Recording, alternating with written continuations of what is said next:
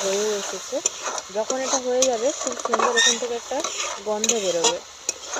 এবার এটা তৈরি লাউ চিংড়ি। এখন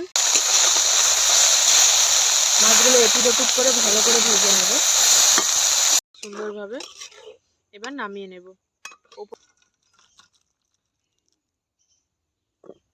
নমস্কার বন্ধুরা, আমি মধুশ্রী। আজকে বানাবো লাউ পাতা দিয়ে চিংড়ি মাছ, লাউ চিংড়ি এবং গুঁড়ো মাছের টক। গুঁড়ো মাছ বা চুনো মাছ বলা হয় তার টক। দু রকমই মাছ এনেছি। দেখুন দেখুন একদম জ্যান্ত চিংড়ি, এগুলো নোনা চিংড়ি, একদম দেশি। এমনি চিংড়ি বা ভেনামি চিংড়ি দিয়েও করতে পারেন, তবে এই চিংড়ির স্বাদ অনেকটাই ভালো।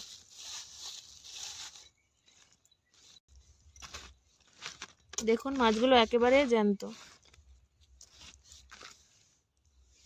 আর আছে গুঁড়ো মাছ। গুঁড়ো মাছ মানে পুঁটি, মৌরলা, চাঁদা সবই একসঙ্গে মেশানো।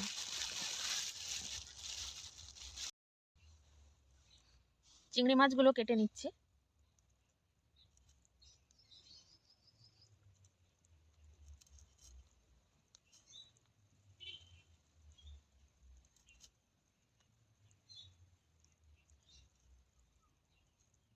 এইভাবে একে একে সব মাছগুলো ছাড়িয়ে নেব। তারপর এই গুঁড়ো মাছগুলো ছাড়িয়ে নেব।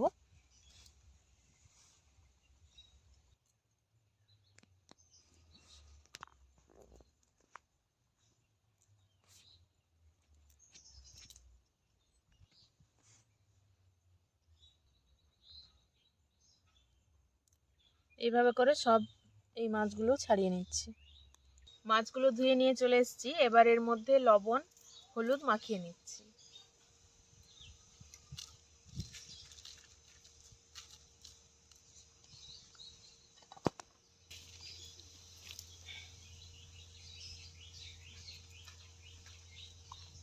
ভালোভাবে মাখিয়ে নেব। এবার এটা কিছুক্ষণের জন্য রেখে দিলাম। আর আমি চিংড়ি মাছ লাউ পাতা দিয়ে করার জন্য কয়েকটা মশলা করে নিচ্ছি। আর দেখুন গাছ থেকে একদম নরম নরম লাউ পাতা তুলে নিয়ে চলে এসেছি। বড় পাতা হলেও কোনো অসুবিধে নেই, তবে নরম পাতা হলে খুব ভালো হয়। পাতাগুলো এখন ভালো করে ধুয়ে নিচ্ছি। প্রধান মশলা হচ্ছে সরষে এবং পোস্ত। পোস্ত আপনারা দিতে পারেন, চাইলে নাও দিতে পারেন। সরষে দিতে হবে, তবে পোস্ত দিলে স্বাদটা খুব ভালো হয়। এবং এর মধ্যে আমি আদা রসুন পেঁয়াজও দেবো, তাহলে টেস্ট কিন্তু আরও সুন্দর হয়। খুব সামান্য আদা রসুন ও পেঁয়াজ ছাড়িয়ে নিচ্ছি। করার জন্য পোস্ত আর সরিষা নিয়ে নিয়েছি। এখানে কিন্তু কালো সরিষা নিতে পারেন, কালো সরিষা নিলে ঝাঁঝটা খুব ভালো হয়। এখন বেটে নিচ্ছি।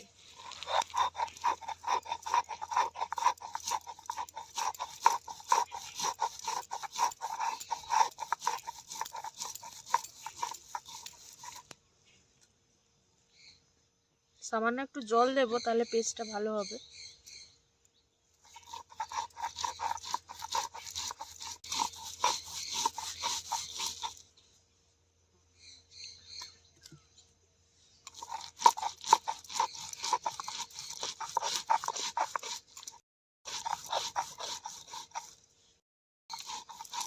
এটা খুব ভালোভাবে বাটা হয়ে গিয়েছে।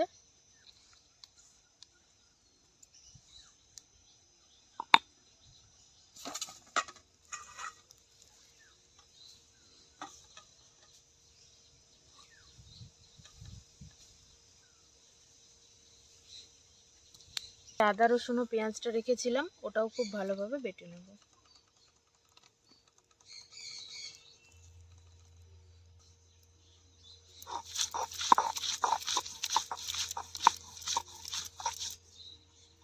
এটা একসঙ্গেই পেস্ট করে নিচ্ছি।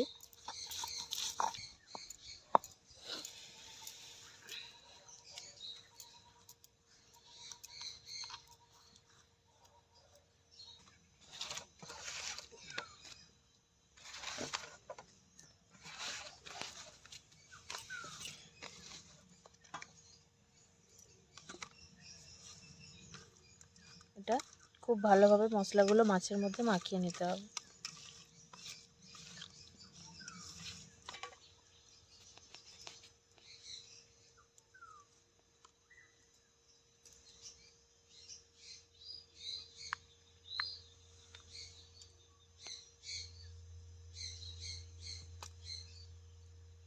সর্ষের তেল একটু বেশি করেই দিতে হবে, কারণ এখানে পুরো মশলাটা যেহেতু এর মধ্যেই দিয়ে দিলাম, তাই পরিমাণ মতো তেলটা এখানে দিয়ে মাখিয়ে নিলেই ভালো। এখন এটা মাখিয়ে কিছুক্ষণ রেখে দিচ্ছি, ততক্ষণে আমি উনুনটা ধরিয়ে নিচ্ছি।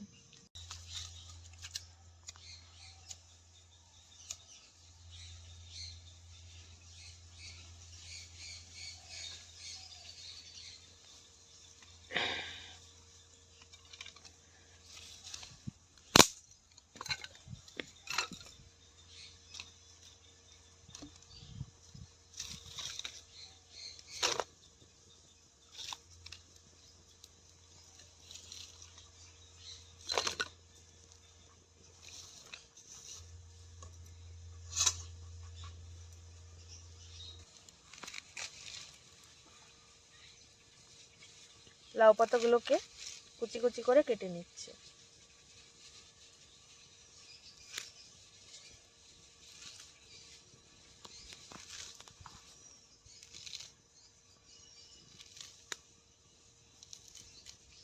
তারপরে এই পাতাগুলো কড়াই দিয়ে একটু নেড়ে নেব।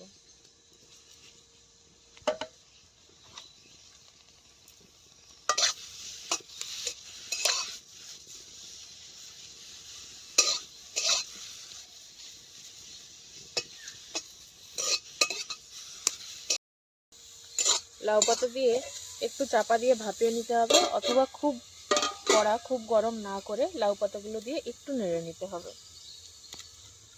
একেবারে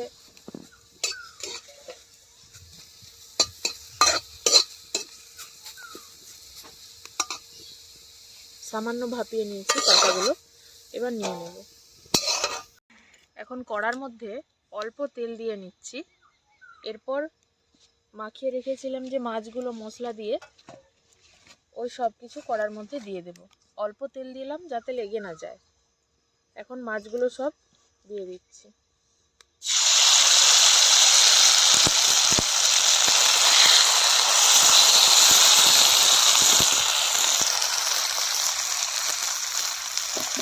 আর এতে খানিকটা জল দেব।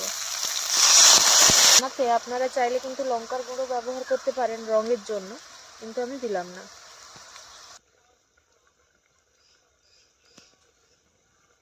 বেশ খানিকক্ষণ এটা কিন্তু চাপা দিয়েই হবে, খুলবো না, খানিকক্ষণ পরেই খুলবো।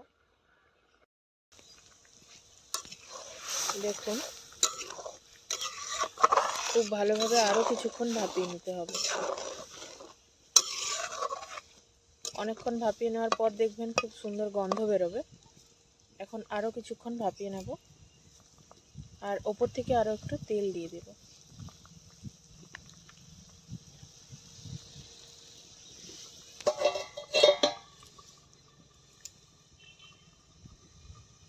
ভালোভাবে তৈরি হয়ে গেছে।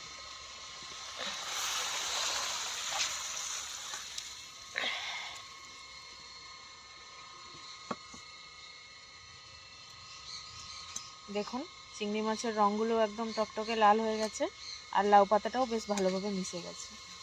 একদম তৈরি লাউ চিংড়ি। এখন চুনো মাছের টকটা বানিয়ে নেব। এখন চুনো মাছগুলোতে নুন মাখিয়ে রেখেছিলাম, এতে এবার হলুদ মাখিয়ে খুব সুন্দর করে ভেজে নেব। এর মধ্যে হলুদ মাখিয়ে নিচ্ছি।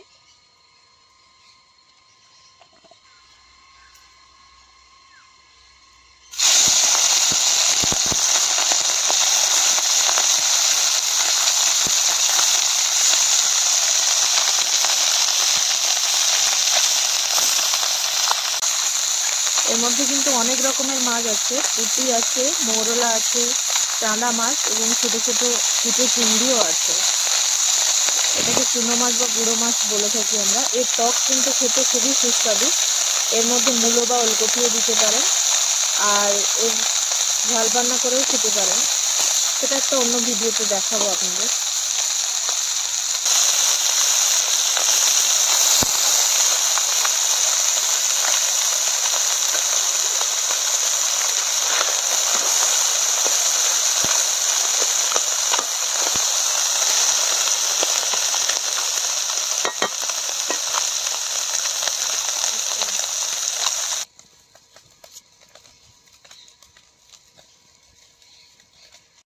সুন্দর করে ভাজা হয়ে গেছে। এবার মাছগুলো নিয়ে নিচ্ছি। মাছগুলোকে খুব ভালো করে ভাজলে টকে ভালো লাগে।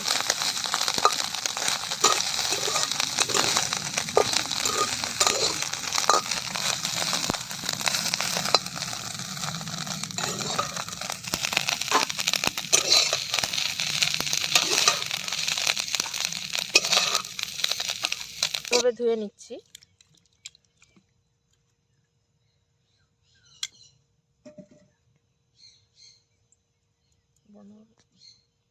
এখন একেবারে গাছ পাকা তেঁতুলটা জলে গুলিয়ে নেব।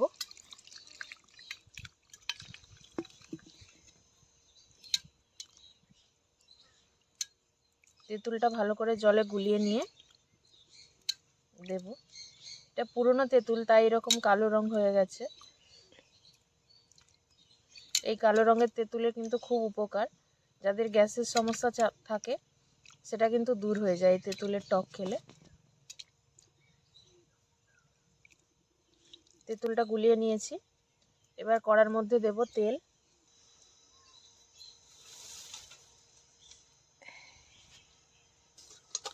ভালো করে তেবে গেলে ওর মধ্যে দেব সামান্য একটু ফোড়ন।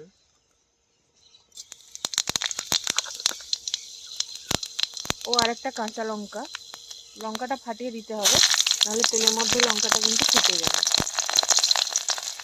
এরপর গুলিয়ে রাখা তেঁতুলটা দিয়ে দিচ্ছি।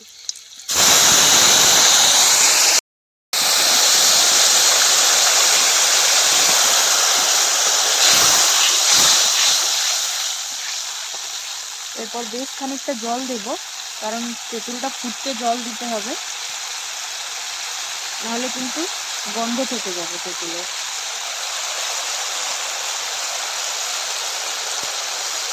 আরও খানিকটা জল দিই।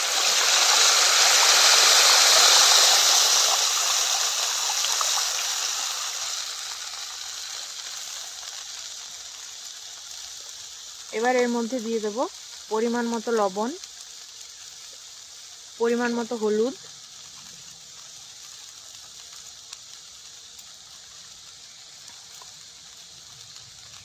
আর পরিমাণ মতো চিনি।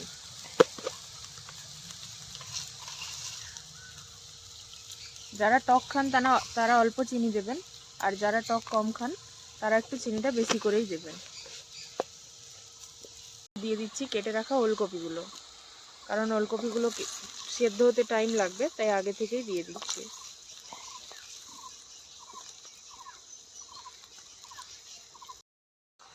টকটা দেখুন ফুটে উঠেছে। এবার এর মধ্যে মাছগুলো দিয়ে দিচ্ছি।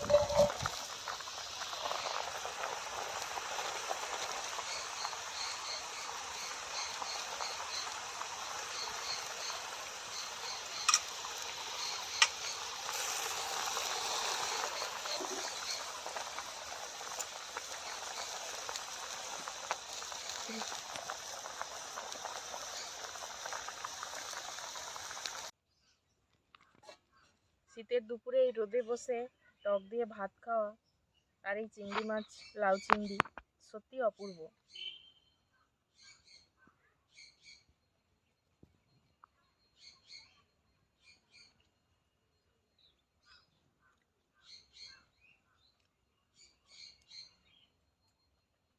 দারুণ হয়েছে বন্ধুরা। আপনারা অবশ্যই বাড়িতে একবার বানিয়ে দেখুন। আরও নতুন নতুন ভিডিও দেখার জন্য আমার চ্যানেলটিকে সাবস্ক্রাইব করুন।